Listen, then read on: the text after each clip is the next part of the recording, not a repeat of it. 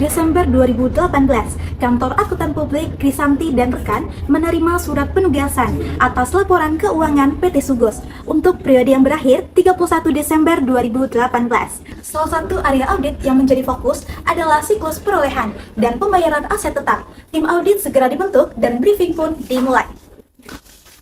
Baik, selamat pagi semuanya. Kita langsung mulai ya, waktu kita terbatas. Farhan, Syifa, Ikra, kalian sudah tahu penugasan kita kali ini. Kita akan mengaudit laporan keuangan PT Sugos. Dan salah satu yang paling krusial adalah aset tetap mereka. Dari informasi awal yang kita dapat, ada cukup banyak mutasi aset tetap sepanjang tahun 2018. Betul Bu Ana, berdasarkan data awal yang kita terima, ada beberapa kategori aset tetap yang perlu kita periksa secara mendalam, yaitu tanah, bangunan dan prasarana, kendaraan bermotor, peralatan kantor, dan bangunan dalam pelaksanaan. Saldo totalnya cukup signifikan. Bu Ana, saya Syifa. Saya sudah menyiapkan draft internal control questionnaire untuk aset tetap PT Sugos. Apakah saya bisa mempresentasikannya sekarang? Bagus sekali Syifa, silakan kita dengarkan dulu hasil ICT-nya. Itu jadi dasar kita untuk menentukan seberapa dalam pengujian substantif yang perlu kita lakukan. Baik Ibu, jadi internal control questionnaire ini saya bagi menjadi beberapa bagian besar. Yang pertama adalah penambahan dan pengurangan aset tetap. Dari hasil wawancara dengan pihak PT Sugos, saya temukan bahwa penambahan dan pengurangan aset tetap ini telah diotorisasi secara tertulis. Setiap usulan penambahan aset tetap juga sudah dilengkapi dengan surat yang mencantumkan pertimbangan harga taksiran, nama pemasok, spesifikasi teknis, akun yang debit dan kredit, serta taksiran umur dan persentase penyusutan. Itu bagus. Berarti untuk otorisasi, kontrolnya kelihatan cukup baik. Lanjut Syifa. Baik, lanjut poin nomor 2, Ibu dan Bapak, mengenai anggaran pengeluaran modal atau capital expenditure. Nah, ini saya tandai sebagai suatu kelemahan. Ternyata, anggaran untuk pengeluaran modal dan persetujuan tertulis atas proyek besar ini tidak diberikan kepada bagian pembelian, bagian teknik, maupun bagian akuntansi. Ketiganya ini saya tandai sebagai tidak dalam internal control questionnaire. Jadi itu red flag, berarti tidak ada budget kontrol yang memadai untuk investasi besar? Betul Ibu, itu artinya ada risiko pengeluaran investasi yang tidak terkontrol dengan baik. Kemudian untuk poin nomor 3, semua pengeluaran investasi berupa upah, bahan dan persediaan sudah melalui prosedur administrasi yang sama dengan pengeluaran biaya. Maaf sih Pak, untuk bagian registrasi aset tetap, apakah seluruh asetnya telah terdaftar lengkap? Nah, justru itu salah satu hal yang positif, ya.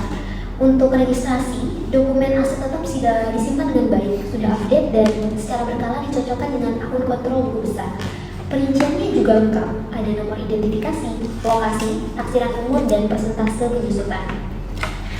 Oke, terus untuk bagian nilai set ini dan sel aset tetap?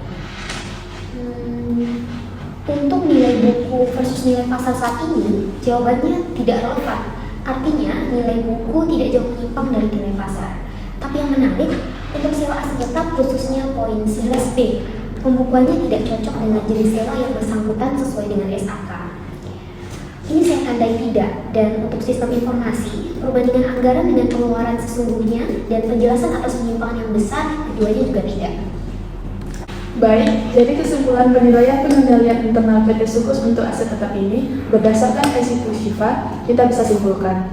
Baik secara umum, tapi ada beberapa kelemahan yang perlu kita perhatikan serius. Kelemahan utamanya yaitu tidak ada distribusi anggaran capital expenditure ke bagian terkait. Tidak adanya review buku aset tahunan untuk barang rusak atau menganggur. Dan pencatatan sewa pembiayaan yang tidak sesuai SAK dan tidak ada prosedur pelaporan untuk aset yang disingkirkan. Oh ya, dan satu lagi jangan lupa Ikra, Syifa, karena ada kelemahan-kelemahan itu, kita harus memperluas prosedur pengujian substantif kita. Tidak bisa hanya mengandalkan penilaian internal saja. Setuju, Syifa, Ikra, kalian berdua yang akan turun ke lapangan. Farhan akan supervisi. Kita jadwalkan pemeriksaan fisik aset tetap di PT Sugos pada 18 Januari 2019. Sekarang kita bahas program auditnya dulu. Tim audit kemudian menyusun program audit untuk pengujian kewajaran saldo aset tetap PT Sugos. Program ini menjadi panduan seluruh prosedur yang akan dilaksanakan di lapangan. Oke, tujuan audit kita untuk aset tetap ada 4. Pertama, memastikan aset tetap yang disajikan benar-benar ada dan merupakan hak milik perusahaan atau eksistensi and ownership. Kedua, memastikan pencatatan dan klasifikasi akurat dan lengkap, termasuk ketetapan perhitungan penyusutan yang diterapkan secara konsisten.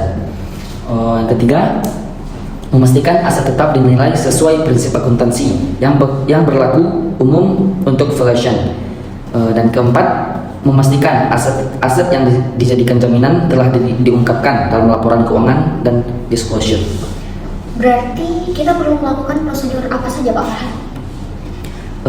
Baik, yang pertama kita minta surat dari Zilvi sebagai staf akuntansi PT Sugos untuk memeriksakan daftar aset tetap dan penyusutan menurut perhitungan akuntansi.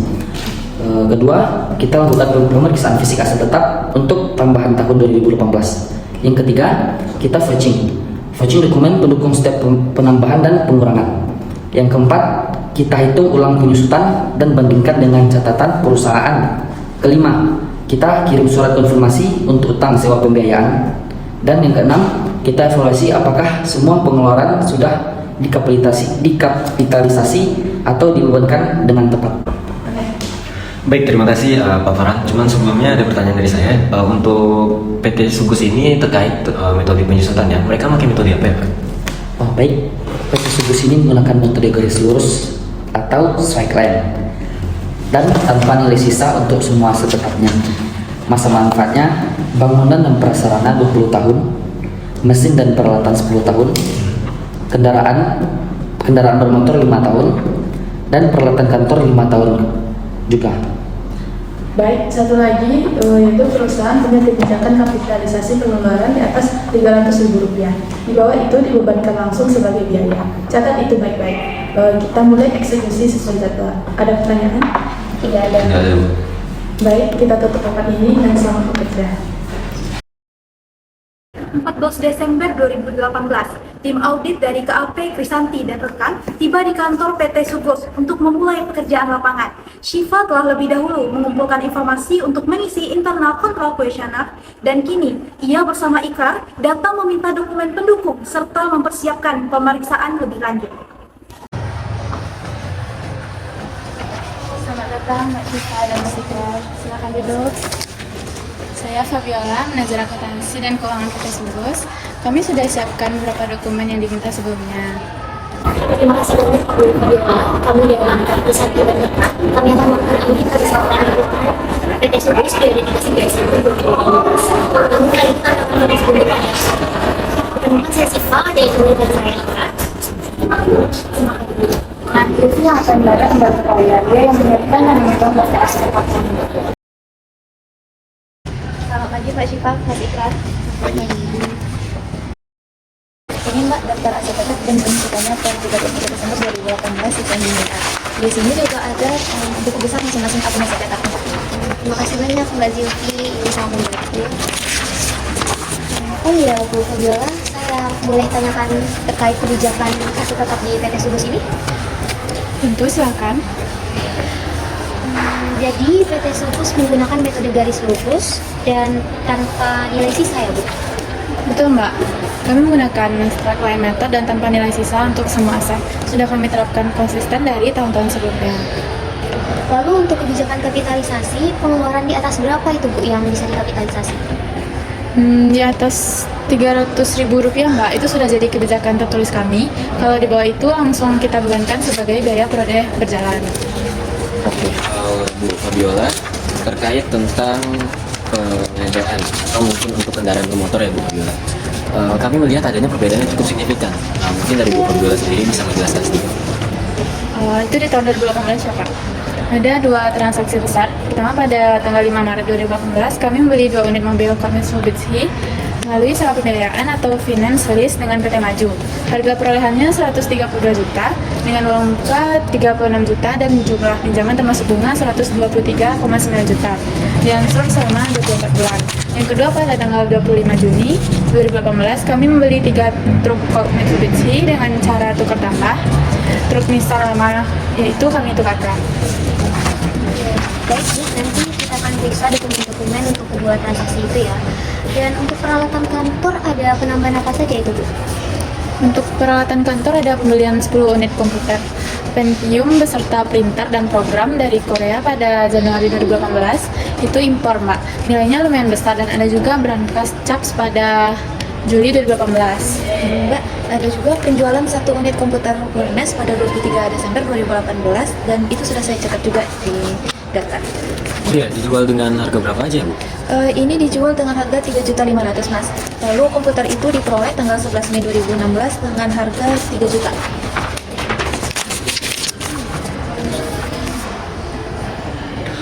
Sepertinya untuk oh, cuman ini sepertinya nanti kami bakal jadikan akan kami tindak lanjut lebih detail karena kita cek lagi. Cuman untuk kapannya sepertinya kita akan perlu menambahkan karena ini akan kita catat sebagai pendalaman.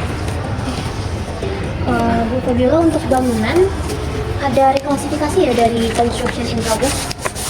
Itu Mbak, kami membangun gedung kantor sendiri sejak Juli 2015. Nah, pada 3 November 2018, gedung itu sudah selesai dan mulai kami gunakan. Jadi kami reklasifikasi dari akun bangunan dalam pelaksanaan ke bangunan dan prasarana sebesar 1,5 miliar. Lalu total biaya pembangunannya berapa ya? Untuk total biaya pembangunannya itu total yang dikeluarkan sejak tahun 2015 sampai selesai itu sekitar 1.500.000.000, Mbak. Itu juga sudah termasuk bahan material, tenaga kerja dan lain-lain. Itu udah termasuk pembayaran pajak PPN atas bangunan yang dibangun sendiri atau belum? Pada akhir tahun 2018 belum, Mbak. Itu memang masih dalam proses. Ini juga perlu kita tambahkan sebagai amunisi, Pak. Baik, Ibu, terima kasih atas informasinya. Rencananya pada 18 Januari 2019 ini, kami akan melakukan pemeriksaan fisik atas aspek bersama Mbak Jyoti. Mohon kesediaannya ya, Mbak. Baik, Mbak. Tentu kami ini akan siap membantu. Terima kasih. Tim audit mulai melakukan vouching, yaitu menelusuri transaksi dari catatan akuntansi ke dokumen pendukungnya untuk memverifikasi setiap penambahan dan pengurangan aset tetap tahun 2018. Oke, Ikran, Mbak Zilvi, kita mulai dari bangunan dulu ya. Mbak Zilvi, ini ada transaksi debit tanggal 10 November 2018 dengan nomor bukti BBK 0041-11 senilai 100 juta. Keterangannya di sini pembayaran pajak bumi bangunan tahun 2018. Boleh saya lihat bukti pembayarannya, Mbak? Boleh, Mbak. Ini untuk bukti pembayaran PBB tahun 2018-nya.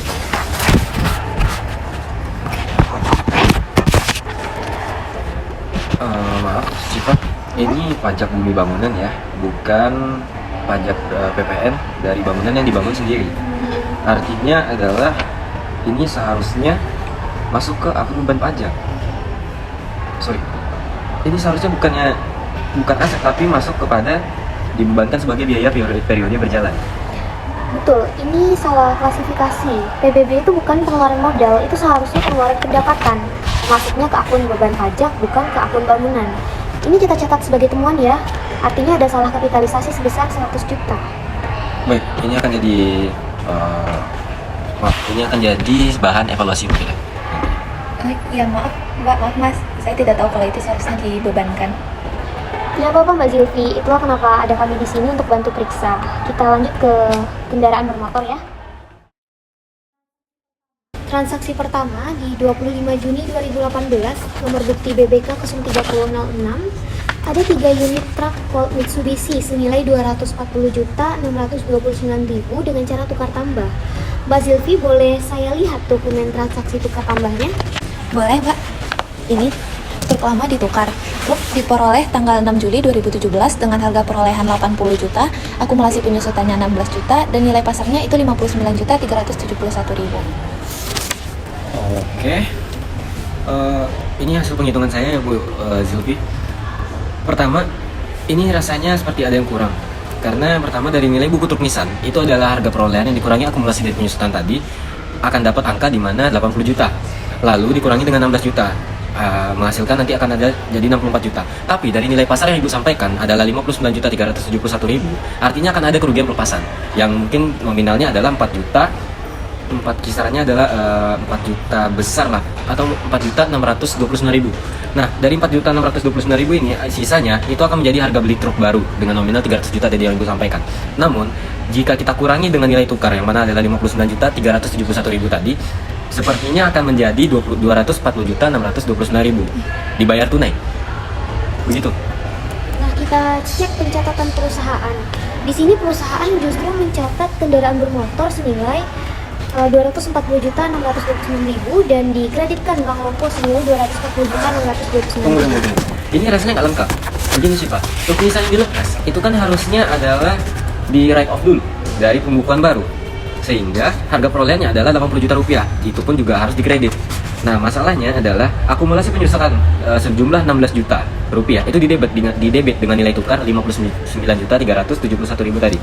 Dan ada juga kerugian yang harusnya diakui, tapi perusahaan sepertinya hanya mencatat sisi pembelian truk barunya aja. Oh iya betul. Jadi jurnal yang benar itu seharusnya debitkan kendaraan bermotor baru senilai 300 juta. Lalu nilai perolehan truk baru yang sepenuhnya, baru debitkan akumulasi penyusutan kendaraan bermotor yang 16 juta dan debitkan kerugian pelepasan aset senilai yang disebutkan ikrar tadi yaitu 4.629.000. Dan terakhir kreditkan kendaraan bermotor 80 juta juga Bank Loko senilai 240.629.000. Nah, artinya bisa kita simpulkan adalah adanya understated dari aset kendaraan bermotor yang karena nilai perolehan truk baru yang masuk harusnya 300 juta rupiah.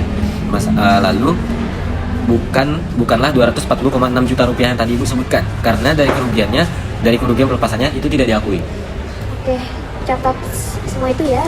Mbak Zulfi, sekarang untuk pembelian 2 unit Colt Mitsubishi dengan sewa pembiayaan BBK 056/03 tanggal 5 Maret 2018. Boleh saya lihat kontrak sewa pembiayaannya dengan PT Maju, Bu? Boleh Mbak. Ini Mbak kontraknya.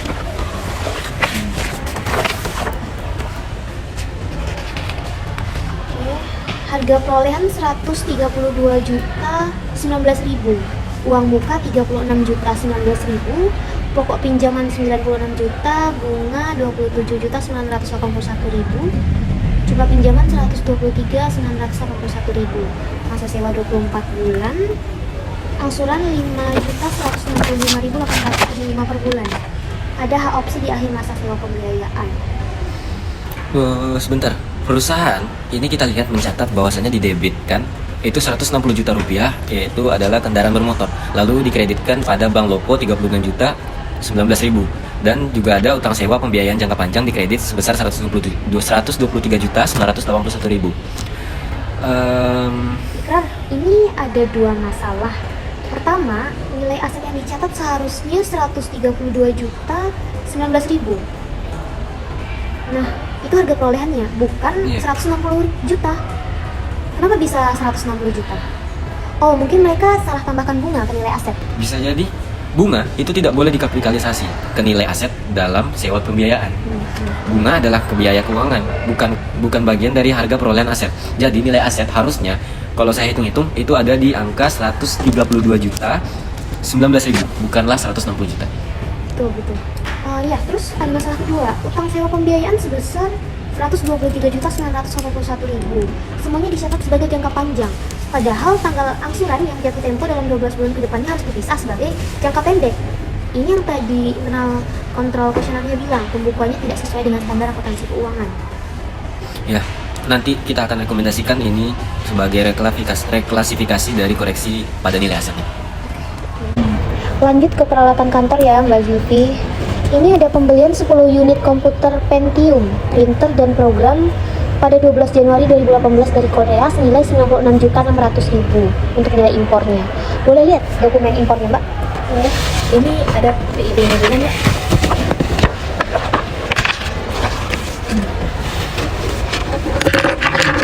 Biar saya tunjukkan. Baik, sepertinya dari harga perolehan itu di kisaran US dollar 39.000. Lalu juga ada ongkos angkutnya sebesar 1.000 US dollar dan total 40.000. Dalam rupiah ini akan menjadi 92 juta rupiah, lalu termasuk biaya masuknya kisaran 5% mungkin jadi 4.600.000 serta nilai impor sebesar 96.600.000. Betul. Lalu untuk nilai impornya 96 juta tadi. Kemudian juga ada PPN-nya 10%, yaitu sebesar 9.660.000, PPN BM 5%, 4.830.000, serta PPH pasal 22 sebesar 2,5%, 2.415.000. Lalu ada apa tadi saya ketahui ya? Oh, ini ada beban lainnya 5.060.000. Artinya berarti kalau di total kisaran 118.565.000. Oke, kita cek dulu pencatatan perusahaan. Di sini debit peralatan kantor 96,6 juta. Itu sudah benar sesuai nilai impor. Kemudian debit lagi PPN masukkan 9.660.000, benar, ini bisa dikreditkan. Pajak dibayar di muka debit PPh saldo 2.415, benar. Kemudian debit lagi beban lainnya 9.860.000. Ini yang perlu kita cek. Tunggu. Ini bebannya lainnya 9.850.000. Iya. Cuma, tapi ini ada dokumen impor beban lainnya hanya 5.060.000. Nah, masalahnya ini selisihnya besar 4.830.000. Itu sama persis dengan PPNBM. Oh, berarti perusahaan memasukkan PPNBM ke dalam beban lainnya, bukan sebagai pos tersendiri ya, Bu? Tapi sebenarnya PPNBM untuk aset yang digunakan untuk kegiatan usaha itu bisa dimasukkan ke harga perolehan aset, bukan langsung dibebankan. Ini perlu kita evaluasi lebih lanjut ya. Begini, kata dulu sebagai mungkin akan saya masuk pada catatan auditor. Lalu juga perlu adanya klarifikasi dari perlakuan PPNBM itu sendiri. Namun masalahnya adalah itu tadi, mungkin akan kami eksekusi secepatnya. Oke, sekarang kita periksa penjualan komputer wireless pada 23 Desember 2018. Mbak Zilvi, ini komputer wireless diperoleh kapan dengan harga berapa, Mbak? Ini diperoleh tanggal 11 Mei 2016 dengan harga 3 juta dan dijual tanggal 23 Desember 2018 seharga 3.500.000. Oke, berarti iya, begini Mbak Zulfi ya. Masa manfaat dari peralatan kantor itu kan 5 tahun. Yang mana harga perolehannya adalah 3 juta ya Bu Syifa. Iya. Nah, untuk selanjutnya itu berarti penyusutan per tahunnya itu ada di angka 3 juta rupiah. Jika dibagi 5 berarti sama dengan 500.000 per tahun. Lalu juga diperoleh pada Mei 2016 sampai Desember 2018 itu sekitar 2 tahun 7 bulan mungkin kisarannya. Itu jika kita hitung tahun 2016 juga Mei sampai Desember 8 bulan. Artinya mungkin 600.000 jika dikalikan dengan 8 per 12 karena ada 8 bulan totalnya Ibu ya, sama dengan 400.000. Lalu di tahun 2017 itu juga penuh 12 bulan sama dengan 600.000. Di tahun 2018 Januari sampai Desember sama dengan 600.000. Lalu jika kita akumulasikan totalnya adalah penyusutan sebagai 400.000 ditambah 600.000 di tahun 2017 dan 2018 dari 600.000. Artinya total adalah 1.600.000. Berarti nilai buku saat dijual itu 3 juta dikurang 1.600.000 dapat 1.400.000, dan laba penjualan yang benar seharusnya 3.500.000 dikurang 1.400.000 ya dapat 2.100.000. Iya, tapi perusahaan mencatat di laporan yang kita dapatkan itu di debitnya. Sebentar. Di debitnya kita lihat di Bank Loko itu 3.500.000, lalu juga ada debit di akumulasi penyusutan sebesar 1.600.000, dan di kreditnya kita lihat adalah peralatan kantor sebesar 3 juta dan laba penjualan aset tetap sebesar 2.100.000.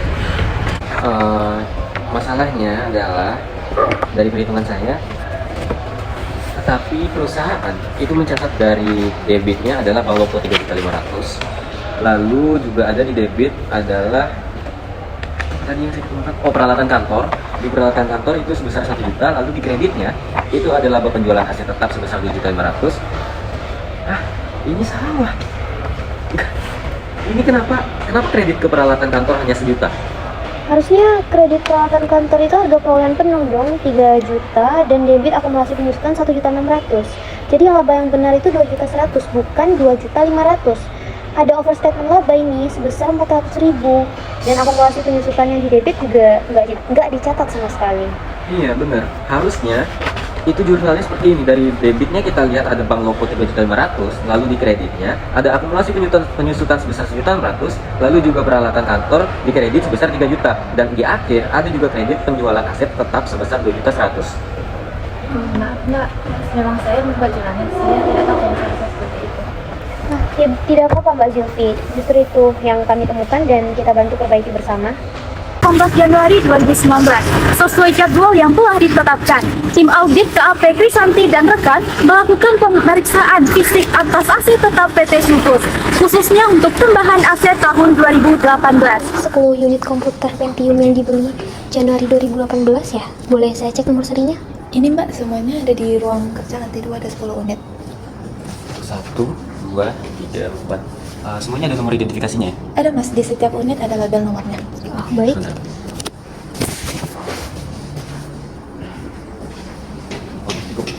Baik, 10 unit komputer terverifikasi secara fisik. Sekarang kita cek kendaraan. Mbak, 2 unit kok Mitsubishi yang dibeli lewat sewa pembiayaan ada di mana ya? Di parkir depan Mbak, yang warna putih itu. Oke, terima kasih. Ini mobilnya Pak. Oke, sebentar saya cek ya. Boleh BPKB-nya? Ini untuk PPKB-nya Pak.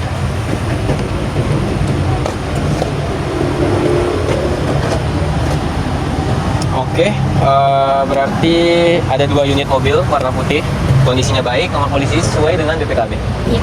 Untuk 3 unit truk Colt Mitsubishi yang dibeli tukar tambah ada juga kan Mbak? Ada Mbak, tapi sedang keluar untuk pengiriman dan tapi PPKB-nya ada. Baik, kita cek BPKB-nya saja. Ya ini Atas nama PT Sugus 3 unit, apakah sesuai? Sesuai. Oke, ini gedungnya digunakan sejak 2018 November ya, Pak? Iya. Bangunannya udah berdiri kokoh. Mbak Zilvi, gedung ini mulai digunakan sejak tanggal 3 November 2018 ya? benar Mbak, sejak November sudah aktif untuk digunakan. Oke, Siva, tadi Bu Fabiola kalau nggak salah dia bilang PPN-nya juga belum dibayarkan.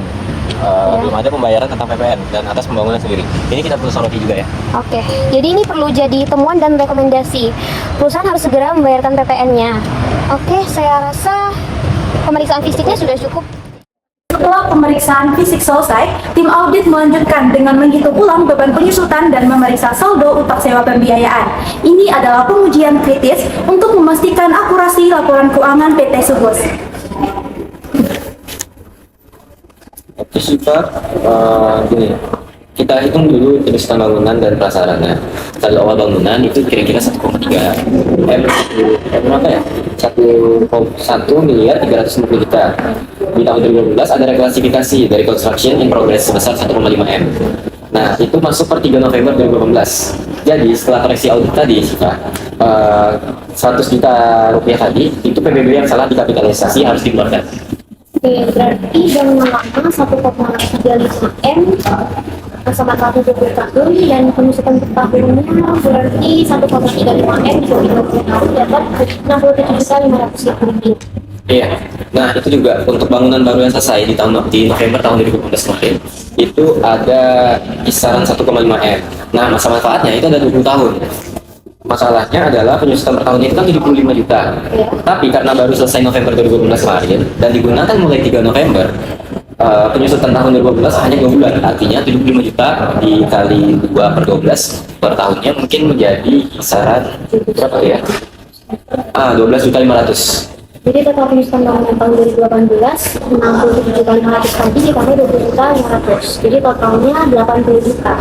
Iya, benar banget. Cuman perusahaan itu mencatat, kalau kita lihat dari pencatatannya, itu cuma dicatat bangunan dari JM015 ini sebesar 147.500.000. Jauh beda banget. Besar ya selisihnya. Perusahaan 47.500. Hitungan 80 juta itu ada selisih sekitar 67.500. Kemungkinan perusahaan ini menghitung penyusutan gedung baru itu penuh dengan hitungan 12 bulan. Padahal kan ini 2000 November, jadi ini overstep dengan penyusutan sih. Nah, iya itu juga. Perlu dicatat sih. Kita perlu buat koleksi ini. Sekarang tentang utang sewa itu pembiayaan. Untuk utang sewa pembiayaan itu saldo per 31 Desember 2018 kemarin adalah yang dicatat perusahaan untuk jangka pendeknya adalah 103 juta berapa tadi? Oh ini 103.134.000. Berdasarkan pemeriksaan kontrak sewa pembiayaan ada 2 kontrak. PT Ciptening sisa manfaatnya 8 bulan, usulannya 3 juta per bulan. Jadi saldo utang jangka pendek dari PT Ciptening ini dia 8 bulan kali 3 juta, berarti ada 24 juta. Dan ini sudah dikonfirmasi. Nah, ini juga dari PT Maju ya, yang sisanya 16 bulan kan. Kalau di sini kita lihat dari data laporan mereka adalah angsuran tiap bulannya kan 5.165.875 rupiah. Nah, terus untuk dari 16 bulan itu 12 ke depan adalah dari sisa dari 16 bulan tadi 12 bulannya adalah jangka pendek dan 4 bulannya jangka panjang. Dari 12 jangka pendek ini adalah 12 dikalikan dengan 5.155.875 rupiah. Nah, kalau dihitung-hitung tadi udah saya hitung juga, itu ada di angka 61.950.500. Nah, sisanya yang 4 bulan jangka panjang tadi itu di kisaran tadi berapa angkanya? Untuk jangka panjang, untuk sisa 4 bulannya itu adalah jangka panjang. Berarti saldo utang jangka pendek yang benar itu 24 juta ditambah 61.950.500 Iya. 12 bulan jangka pendek tadi, berarti totalnya harusnya 85 juta sekian gitu ya. Sedangkan yang dicatat perusahaan itu sekitar 103 juta. Ada selisih dari klasifikasi ini yang perlu kita perbaiki. Nah, itu dia selisihnya juga kita dapatkan sangat besar tentunya tadi ya kan, dengan angka sampai di kisaran berapa tadi perbedaannya selisihnya? Sekitar 23. Nah, 20 juta lebih sih. Mungkin itu juga ada klasifikasi yang akan kita lakukan. Nah, dan dari surat konfirmasi PT Maju tadi itu sudah dikirim pada tanggal 14 Januari 2019 dan balasannya juga sudah diterima oleh PT Sugus yaitu tanggal 1 Februari 2019 dengan jawaban setuju. Artinya saldo juga akan bagus. Oke, tapi kita udah cukup banyak nih melakukan hal-hal yang perlu dikoreksi. Iya. Berarti setelah ini kita tinggal susun kertas kerja terus laporan ke Pak Farhan kan? Setelah semua prosedur dilaksanakan, Syifa dan Ikrar kembali ke kantor untuk melaporkan hasil temuan mereka kepada Pak Farhan selaku supervisor, yang kemudian akan melaporkan kepada Bu Ana sebagai partner. Pak Farhan, ini laporan pemeriksaan kami atas aset tetap di PT Sugus. Oke, baik. Ceritakan temuan utamanya. Baik Pak, ada beberapa hal signifikan yang kami temukan. Yang pertama itu ada salah kapitalisasi PBB sekitar 100 juta rupiah yang dimasukkan ke akun bangunan. Padahal itu seharusnya dicatat sebagai biaya. Kedua, pencatatan dari transaksi tukar tambah kendaraan itu ditulis nggak lengkap, Pak. Karena perusahaan hanya mencatat sisi pembelian truk baru dan tidak meng-write off atas truk Nissan yang lama. Akibatnya nilai aset kendaraan dan kerugian pelepasan tidak dicatat dengan benar. Kemudian yang ketiga itu ada kesalahan nilai aset sewa pembiayaan. Nilai aset 2 unit Ford Mitsubishi itu dicatat 160 juta, padahal seharusnya hanya 132 juta. Selisihnya itu adalah bunga yang tidak boleh dikapitalisasi. Nah, keempat, Pak, penjualan komputer Wirnes itu dicatat nggak benar. Karena nilai buku yang dikeluarkan dari pembukuan itu cuma 1 juta, padahal nilai buku sebenarnya itu 1,4 juta. Sehingga apa? Akumulasi penyusutan tidak di write off. Apa yang benar? 2,1 juta, bukan 2,5 juta. Kemudian temuan kami yang kelima itu ada penyusutan bangunan yang overspend. Perusahaan ini menghitung penyusutan gedung baru untuk 12 bulan penuh, padahal baru mulai digunakan di November 2018. Akibatnya ada kelebihan beban penyusutan sekitar 67,5 juta. Dan yang keenam, PPN atas bangunan yang dibangun sendiri juga belum dibayar, Pak. Nah, ini perlu segera dipenuhi sebagai kewajiban dari perpajakan itu sendiri. Oh, bagus. Temuan-temuan ini cukup material. Ada koreksi yang perlu dilihat. Apakah Syifa dan Ikrar sudah menyiapkan usulan jurnal koreksinya? Sudah Pak, semua jurnal koreksi sudah kami lampirkan di kertas kerja tersebut. Baik, saya akan review semuanya dan laporkan ke Bu Ana. Kalian juga jangan lupa kerjakan kertas kerja neraca serta kertas kerja laba rugi untuk akun-akun terkait pemeriksaan ini ya. Siapa? Audit pun memasuki tahap akhir. Tim KAP Krisanti dan rekan mengadakan rapat penutupan untuk menyampaikan kesimpulan dan rekomendasi kepada manajemen PT Sugus. Baik, selamat pagi semuanya. Selamat pagi Bu Fabiola, Mbak Zulfi. Terima kasih sudah hadir. Kami dari KAP Krisanti dan rekan ingin menyampaikan kesimpulan sementara atas hasil audit aset tetap PT Sugus periode 31 Desember 2018. Kami siap mendengarkan Bu Ana. Secara umum, pengendalian internal PT Sugus atas aset tetap dapat kami nilai baik. Otorisasi transaksi berjalan, registrasi aset terpelihara, dan aset-aset fisiknya ada dan terawat. Namun, ada beberapa kelemahan yang perlu diperbaiki ke depannya. Dari sisi substantif, tim kami menemukan beberapa hal yang memerlukan koreksi. Yang pertama, pembayaran PBB sebesar 100 juta rupiah, salah dikapitalisasi ke akun bangunan. Yang kedua, transaksi tukar tambah kendaraan tidak dicatat lengkap. Yang ketiga, nilai aset sewa pembiayaan overstate karena bunga dikapitalisasi. Yang keempat, penjualan komputer Wirnes tidak dicatat dengan benar. Yang kelima, beban penyusutan bangunan overhead. Dan yang keenam, PPN bangunan yang dibangun sendiri belum diselesaikan. Kami terima masukan ini. Untuk koreksi-koreksi tersebut, kami akan segera koordinasikan dengan tim akuntansi kami. Terima kasih atas bimbingan dan temuannya. Kami juga akan memperbaiki proses pencatatan kami kembali. Baik, selain koreksi atas laporan keuangan, kami juga punya beberapa rekomendasi perbaikan pengendalian internal. Yang pertama, yaitu susun dan distribusikan anggaran capital expenditure secara formal ke bagian pemberian, teknik, dan akuntansi. Yang kedua, lalu lakukan review daftar aset tetap minimal setahun sekali untuk mengidentifikasi aset rusak atau menganggur. Yang ketiga, terapkan prosedur pelaporan yang jelas untuk aset yang disingkirkan. Selanjutnya, yang keempat, pastikan tumpukan sewa pembiayaan sesuai dengan SAK dengan memisahkan porsi jangka pendek dan jangka panjang utang sewa. Dan yang terakhir yaitu segera selesaikan kewajiban PPN atas bangunan yang dibangun sendiri. Terima kasih Bu Ana, Pak Farhan, Mbak Syifa, dan Mas Ikrar. Masukan ini sangat berharga untuk peningkatan kohesivitas laporan keuangan kami ke depannya. Itu memang tujuan kami, Ibu Fabiola. Audit bukan hanya untuk mencari kesalahan, tapi untuk membantu perusahaan menyajikan laporan keuangan yang lebih akurat, andal, dan dapat dipercaya oleh semua pemangku kepentingan.